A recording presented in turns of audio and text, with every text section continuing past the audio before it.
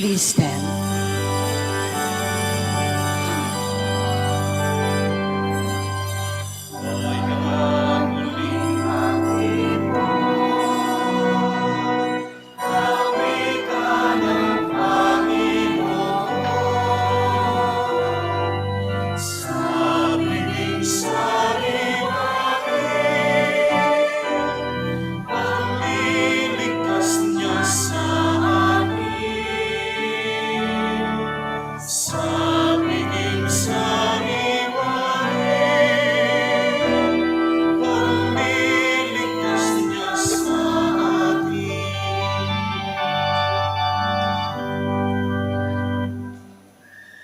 In the name of the Father, and of the Son, and of the Holy Spirit.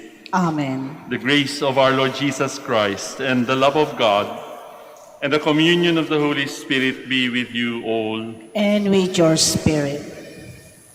Brothers and sisters, dear friends, let us acknowledge our sins, and so prepare ourselves to celebrate the Holy Eucharist. Sabay-sabay po tayo. I confess to Almighty God, and to you, my brothers and sisters, that I have greatly sinned in my thoughts and in my words, in what I have done and in what I have failed to do, through my fault, through my most grievous fault. Therefore I ask Blessed Mary, ever Virgin, all the angels and the saints, and you, my brothers and sisters, to pray for me to the Lord our God. May Almighty God have mercy on us, forgive us our sins, and bring us to everlasting life. Amen. Lord, have mercy. Lord, have mercy. Christ, have mercy. Christ, have mercy. Lord, have mercy. Lord, have mercy. Glory to God in the highest, and on earth peace to people of good will. We praise you, we bless you, we adore you, we glorify you. We give thanks for your great glory, Lord God, heavenly King, Almighty Father. Lord Jesus Christ, only begotten Son, Lord God, Lamb of God, Son of the Father, you take away the sins of the world, have mercy on us. You take away the sins of the world, receive our prayer. You are seated at the right hand of the Father, have mercy on us. For you alone are the Holy One, you alone are the Lord, you alone are the Most High Jesus Christ, with the Holy Spirit, in the glory of God the Father.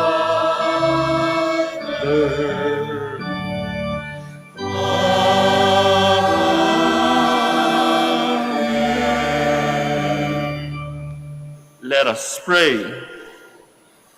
Almighty, ever-living God, increase our faith, hope, and charity, and make us love what you command, so that we may merit what you promise.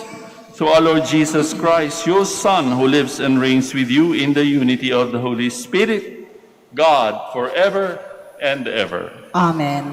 Please be seated.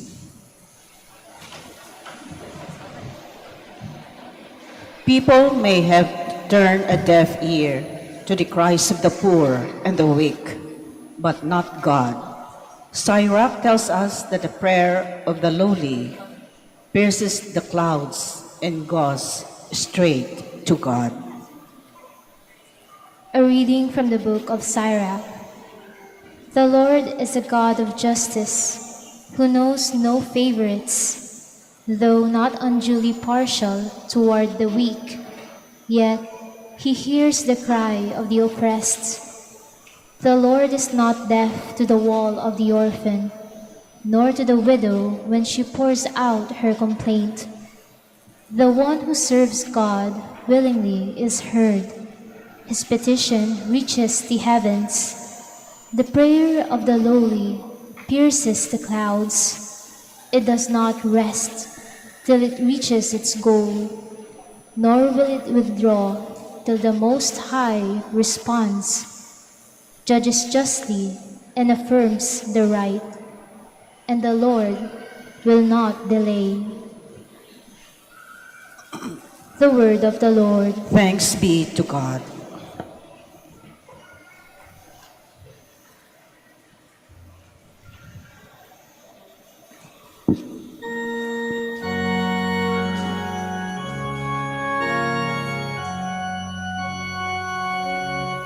The Lord hears the cry of the poor. The Lord hears the cry of the poor. I will bless the Lord at all times. His praise shall be ever in my mouth. Let my soul glory in the Lord. The lowly will hear me and be glad. The Lord hears the cry of the poor. The Lord confronts the evildoers to destroy remembrance of them from the earth. When the just cry out, the Lord hears them, and from all their distress He rescues them. The Lord hears the cry of the poor. The Lord is close to the brokenhearted, and those who are crushed in spirit He saves. The Lord redeems the life of His servants. No one incurs guilt who takes refuge in Him. The Lord hears the cry of the poor.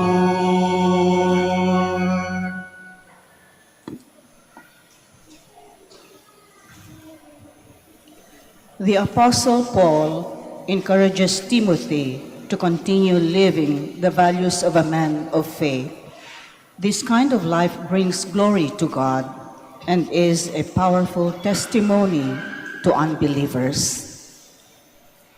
A reading from the second letter of St. Paul to Timothy. Beloved, I am already being poured out like a libation, and the time of my departure is at hand. I have competed well. I have finished the race. I have kept the faith.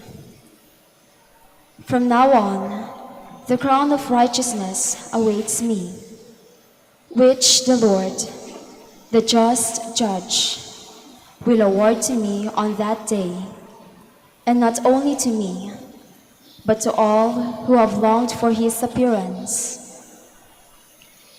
At my first defense, no one appeared on my behalf, but everyone deserted me. May it not be held against them. But the Lord stood by me and gave me strength, so that through me the proclamation might be completed, and all the Gentiles might hear it. And I was rescued from the lion's mouth. The Lord will rescue me from every evil threat and will bring me safe to his heavenly kingdom. To him be glory forever and ever. Amen. The word of the Lord. Thanks be to God. Please stand.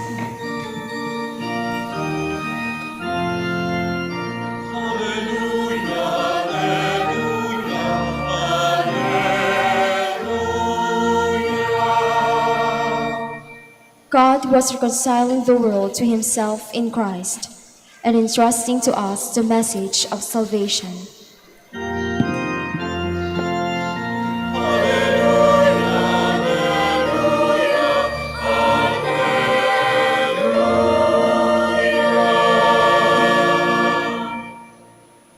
The Lord be with you. And with your spirit. A reading from the Holy Gospel according to Luke. Glory to you, O Lord. Jesus addressed this parable to those who were convinced of their own righteousness and despised everyone else. Two people went up to the temple area to pray. One was a Pharisee, and the other was a tax collector. The Pharisee took up his position and spoke this prayer to himself. O God, I thank you that I am not like the rest of humanity, greedy, dishonest, adulterous, or even like this tax collector. I fast twice a week, and I pay tithes on my whole income. But the tax collector stood off at a distance and would not even raise his eyes to heaven, but beat his breast and prayed, O God, be merciful to me, a sinner.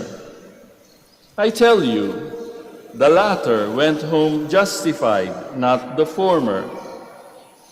For whoever exalts himself will be humbled, and the one who humbles himself will be exalted.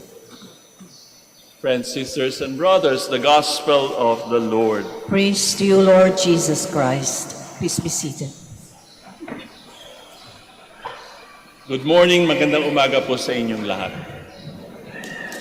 And welcome to the Minor Basilica of Our Lady of the Holy Rosary of Manaoag. Kung tayo ay tatanungin, halimbawa, papipilahin tayo sa dalawang kategorya lamang. Pharisee, tax collector. Di ba may mga ganong games eh.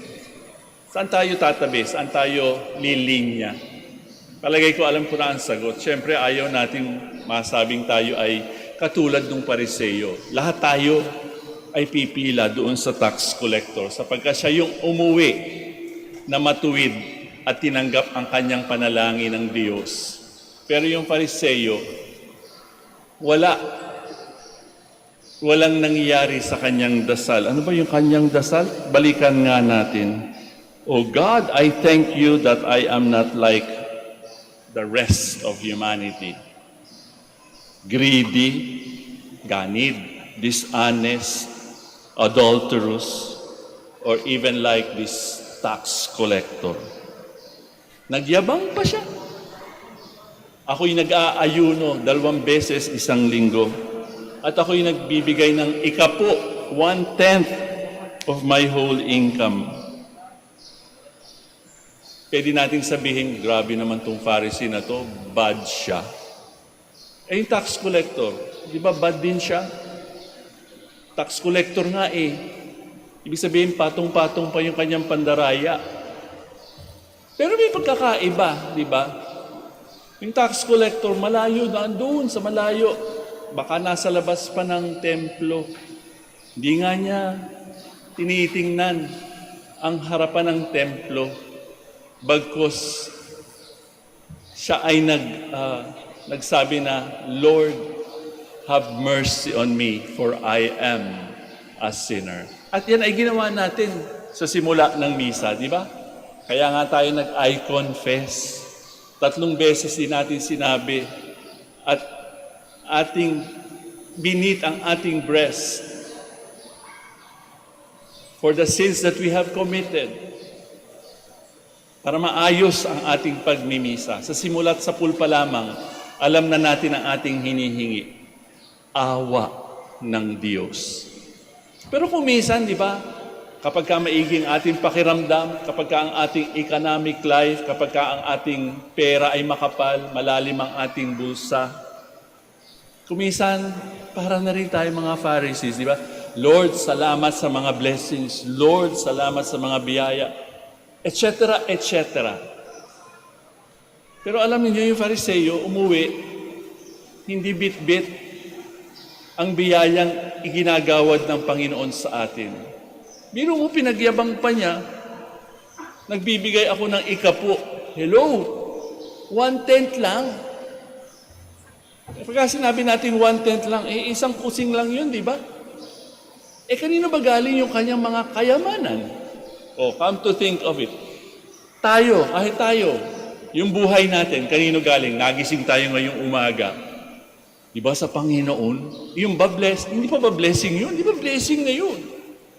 Nakapunta tayo dito sa shrine, sa Minor Basilica of Our Lady of the Rosary of Manaoag. Maigi ang ating pakiramdam. Blessing na yun, di ba? Tayo ay humihinga ng maginhawa. Blessing na yun. Di ba? Pero yung Pharisee, pinagmayabang pa niya, I give 1/10 of my income. Hello. Kung tutuusin, kanino ba galing lahat yung kanyang mga biyaya? Di ba sa Panginoon? Kapag galing sa Panginoon, ano ibibigay natin? Konti lang? Hindi. Lahat ibibigay mo. Actually, umuwi yung Fariseo, righteous. Pero kaninong pananaw? Sa kanyang sarili. Because he was so full of himself. Punong-puno siya sa kanyang sarili. Okay na sana yun Sapagkat he missed the point ng kanyang pagbibigay ng pugay o thanksgiving sa mga biyayang kanyang natanggap. Bakit? Kasi he was so full of himself. Pinagmamayabang niya yung kanyang mga achievements. Hindi naman sa kanya yun Bottom line, at the end of the day, it is God's. We are just stewards of the blessings that we receive day in and day out. Kaya nga yung tax collector, di ba, nakatungo.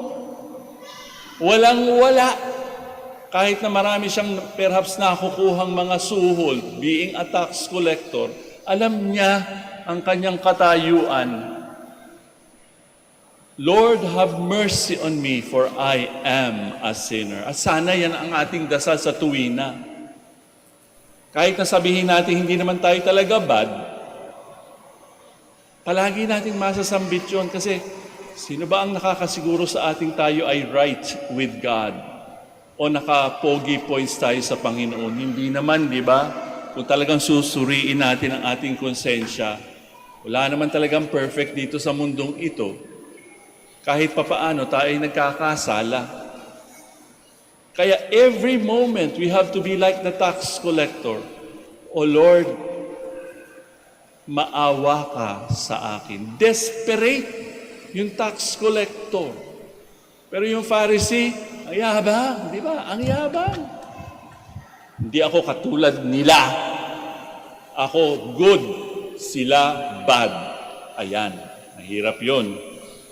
Kung minsan, aminin na natin, ganyan din tayo. Parang ganun din ang ating dasal, di ba? Kaya nga mag-iingat tayo. Tama. The Pharisee is always in opposition to Jesus. Yung tax collector, humble. Pero may nakatago sa ating patalinghagang binasa sa umagang ito. Kung minsan tayo rin ay kagaya noong Pharisee. Pwede nating baguhin ng kaunti ang sinambit ng Fariseo. Oh God, I thank you that I am not like the rest of the people I am celebrating the Mass with. Iba dito kasi, matakaw, sakim, dishonest, adulterous. Ako hindi. Hindi ako kagaya ng Pharisee. Ayun, hindi ako kagaya ng Pharisee. Bakit ba kailangang ihambing natin ang ating mga sarili sa ibang tao? Di ba hindi? We have to compete with ourselves in praising and giving thanks to God. Sapagkat sabi nga kay Sirach sa ating first reading, God is the judge. Yung Fariseyo nang husga agad, di ba? Hindi ako kagaya ng iba dyan. Hindi ako kagaya ng karamihan. Gasping, ganid. Ako lang ang good. Doon siya nagkamali, di ba? Sabi ng Panginoon, yan ang akala mo, doon ka nagkamali. Pero itong tax collector, desperate, walang maiaalay sa Panginoon. Mamaya sa offertory, di ba?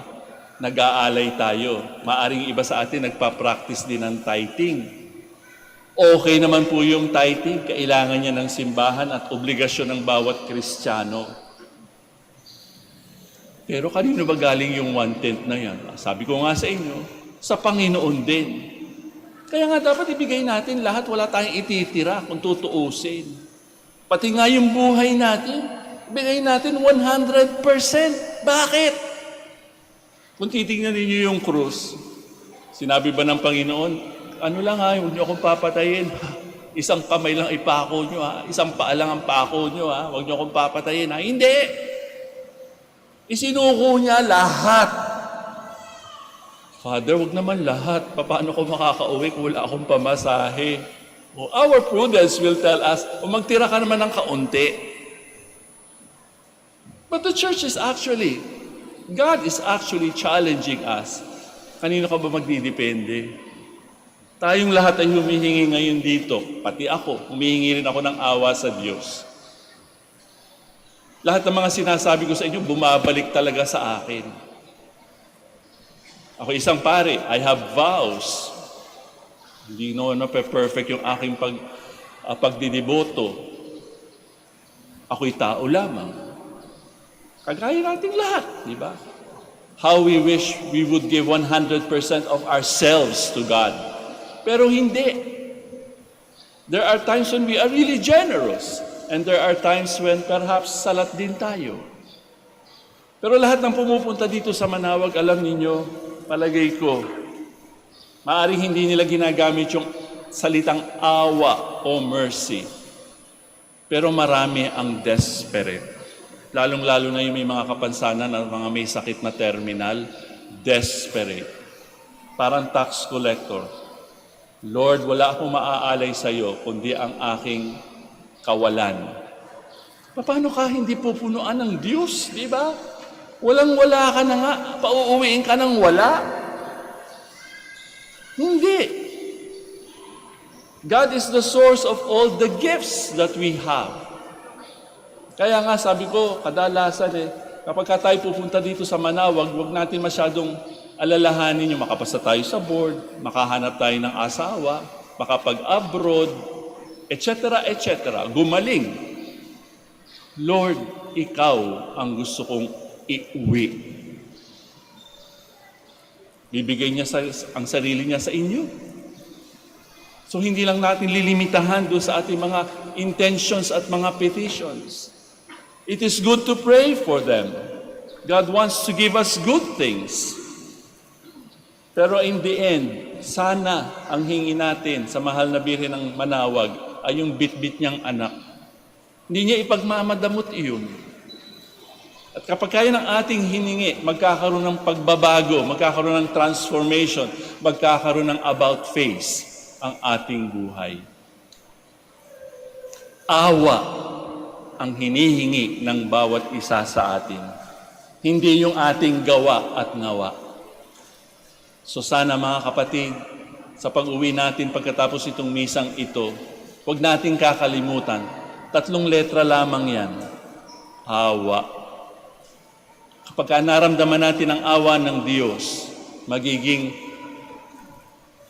marunong din tayong magbigay ng awa sa ibang tao. Awa. Magsitayo na po tayo at ating i-profess ang ating faith.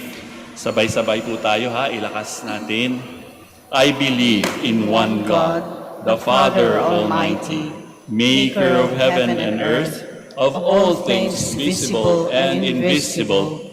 I believe in one Lord Jesus Christ, the only begotten Son of God, born of the Father before all ages, God from God, light from light, true God from true God, begotten, not made, consubstantial with the Father. Through him all things were made. For us men and for our salvation, he came down from heaven, and by the Holy Spirit was incarnate of the Virgin Mary, and became man. For our sake he was crucified under Pontius Pilate. He suffered death and was buried, and rose again on the third day, in accordance with the Scriptures.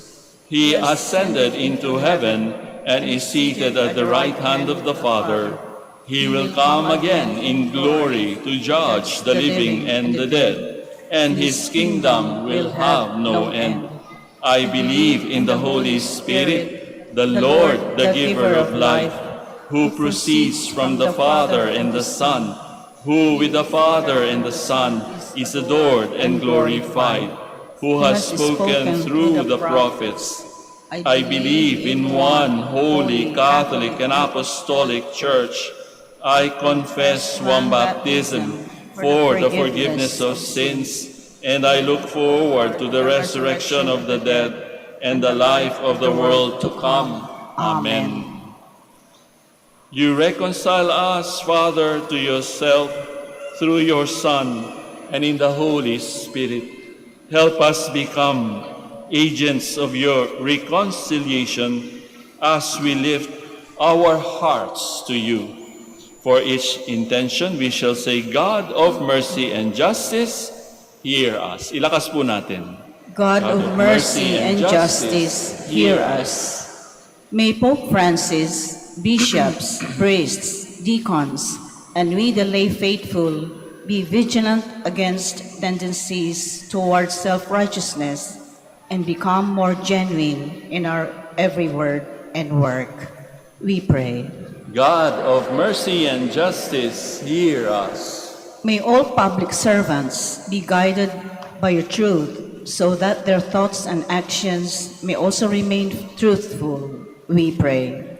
God of mercy and justice, hear us. May all of us gathered today and those who are currently in their respective mission assignments be sustained in our participation to your mission of communion and salvation and your message of reconciliation as we celebrate World Mission Sunday. We pray. God of mercy and justice, hear us. May you welcome our dearly departed into their heavenly dwelling. We pray. God of mercy and justice, hear us. Let us pray for the urgent concerns of our community and our personal intentions. We pray. God of mercy and justice, hear us. Merciful and just are you, O Lord our God, that you never grew tired of loving us despite our tendency to go astray from you.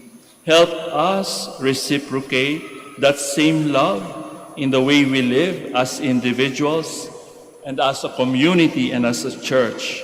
So our Lord Jesus Christ, your Son, who lives and reigns with you forever and ever. Amen.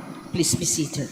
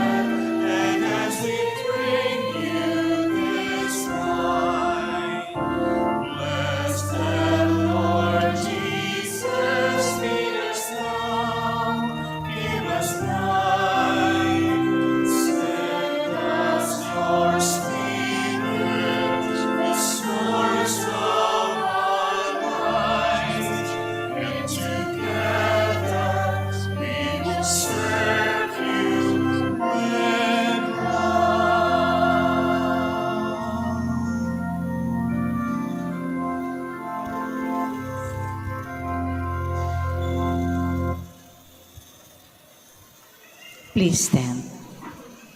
Let us pray, dear friends, that my sacrifice and yours may be acceptable to God, our Almighty Father. May the Lord accept the sacrifice at your hands for the praise and glory of his name, for our good and the good of all his holy church. Look, we pray, O Lord, on the offerings we make to your majesty, that whatever is done by us in your service may be directed above all to your glory, through Christ our Lord. Amen. Sagot po kayo ng malakas ulit, ha? The Lord be with you. And with your spirit, Lift up your hearts. we lift them up to the Lord. Let us give thanks to the Lord our God. It is truly right and just, our duty and our salvation always and everywhere, to give you thanks, Lord, Holy Father, Almighty and eternal God, for in you we live and move and have our being. And while in this body, we not only experience the daily effects of your care, but even now possess the pledge of life eternal. For having received the first fruits of the Spirit, through whom you raised up Jesus from the dead, we hope for an everlasting share in the Paschal mystery. And so with all the angels we praise you, as in joyful celebration we acclaim.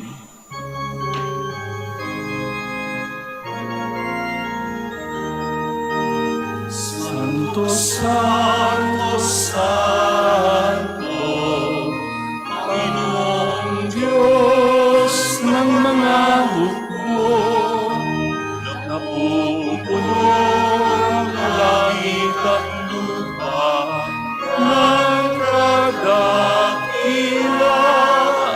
mo.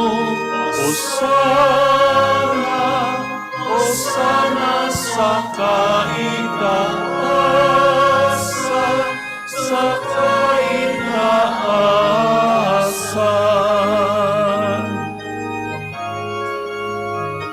Pinagpala ang naparirito sa ngalan ng Panginoon. Hosana, Hosana sa kaitaasan, sa kaitaasan, sa kaitaasan. Please kneel.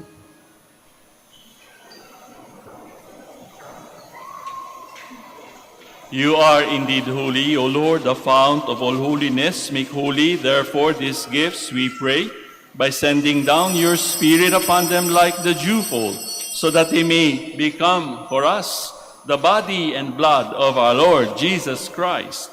At the time he was betrayed and entered willingly into his passion, he took bread and giving thanks broke it, gave it to his disciples, saying, "Take this, all of you, and eat of it, for this is my body, which will be given up for you."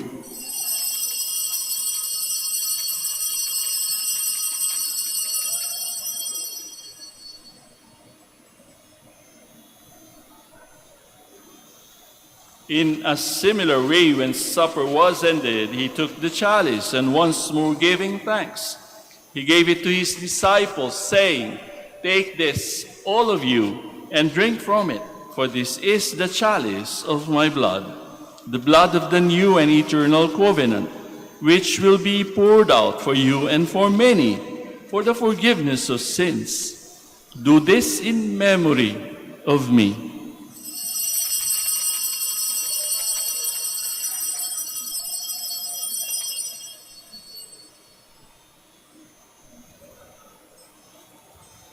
The mystery of faith. When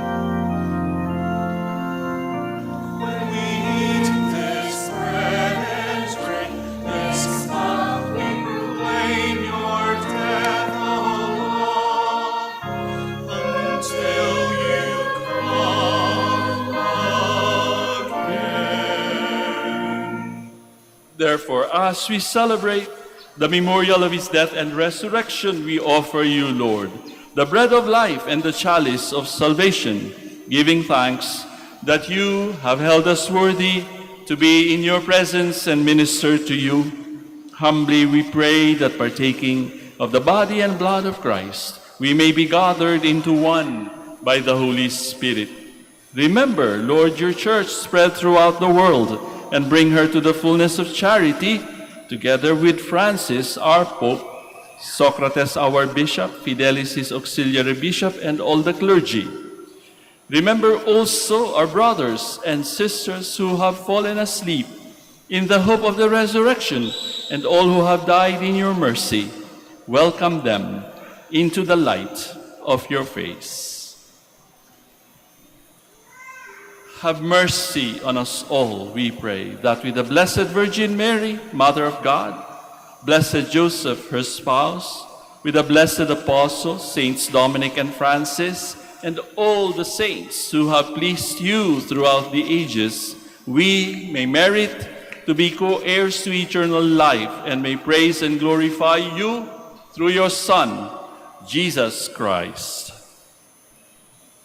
Through him and with him and in him, O God, Almighty Father, in the unity of the Holy Spirit, all glory and honor is yours forever and ever.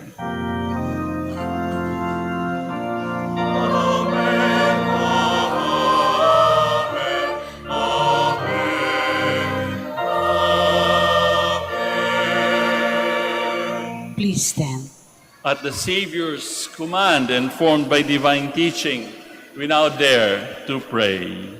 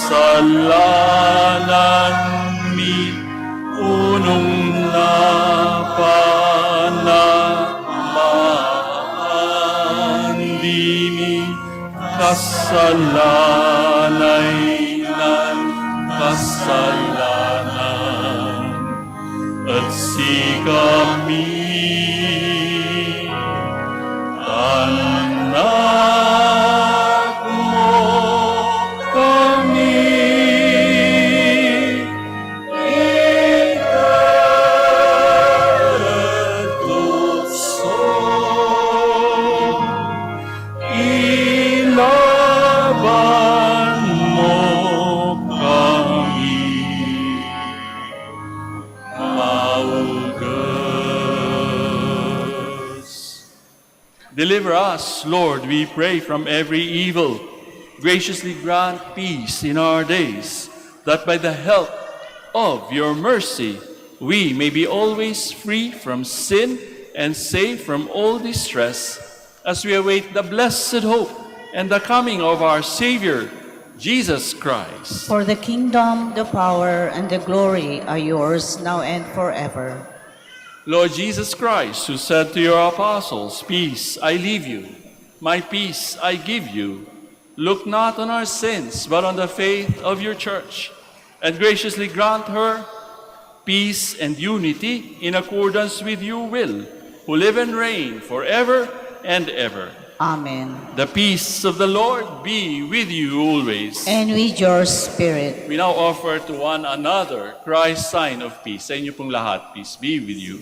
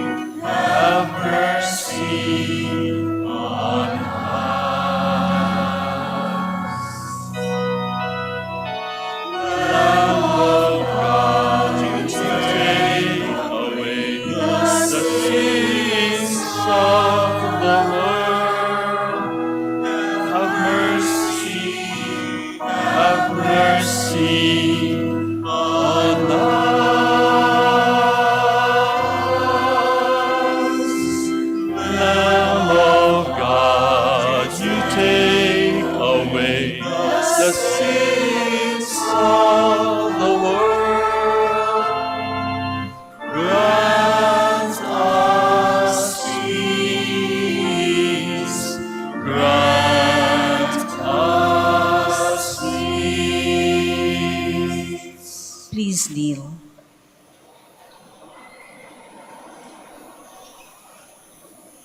Sisters and brothers, dear friends, behold the Lamb of God. Behold him who takes away the sins of the world. Blessed are those called to the supper of the Lamb. Lord, I am not worthy that you should enter under my roof, but only say the word, and my soul shall be healed. Kaunting paalala po bago tayo tumanggap ng pakinabang o Holy Communion, alalahanin po natin ang ating tinatanggap ay hindi lamang tinapay o simbolo, kundi ang ating Panginoong Hesukristo. Para nga po hindi maiwasan ang aksidenteng malaglag, bago po tayo humarap doon sa Eucharistic minister o sa pari o sa mga brothers, ibaba po muna natin ang ating face mask bago ilagay ang ating palad ng ganito. At pagkatapos mailagay ang ostya, isubo po agad. Sasagot din po kayo ng malakas na amen pagka sinabing the body of Christ. Salamat po.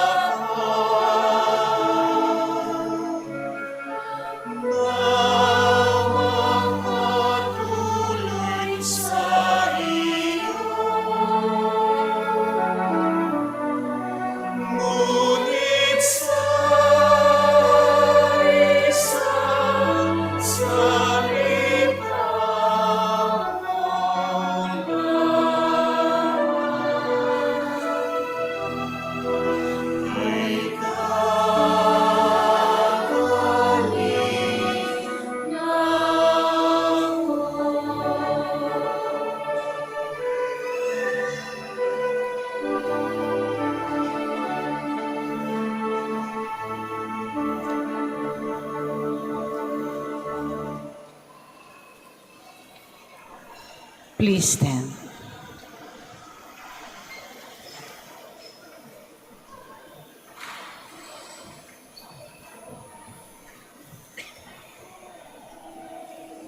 Let us pray.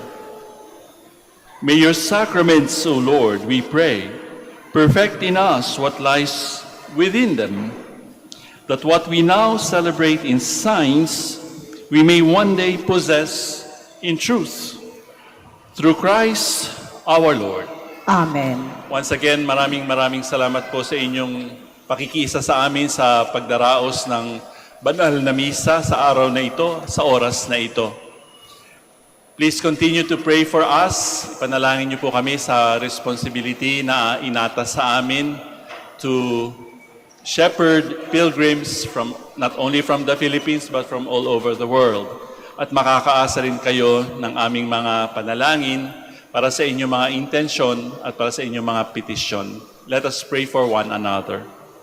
The Lord be with you. And with your spirit. At katulad ng aking pagbati sa inyo, pwede bang pabaunan din natin ng mga tao sa ating paligid ng The Lord be with you bago tayo magkahiwa-hiwalay? Pakisabi din sa kanila, The Lord be with you.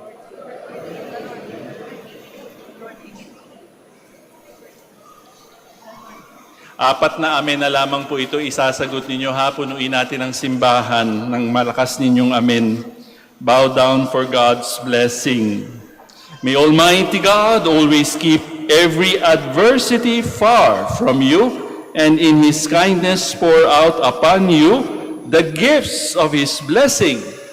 Amen. Isa pa, malakas. Amen. Yun. May God keep your hearts attentive to His words, that they may be filled with everlasting gladness. Amen.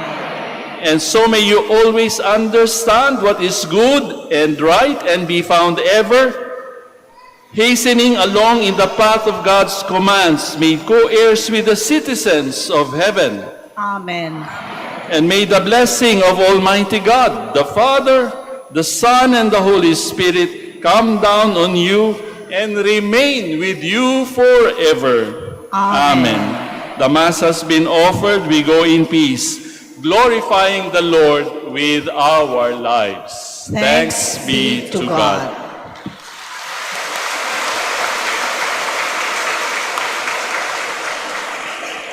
We shall now have the prayer for the blessing of the sick. Kung kayo ay merong nararamdaman o ang mga kasama ninyo sa bahay na hindi makapunta rito o makadalo sa misa at hindi pwede tayong mag-substitute para sa kanila.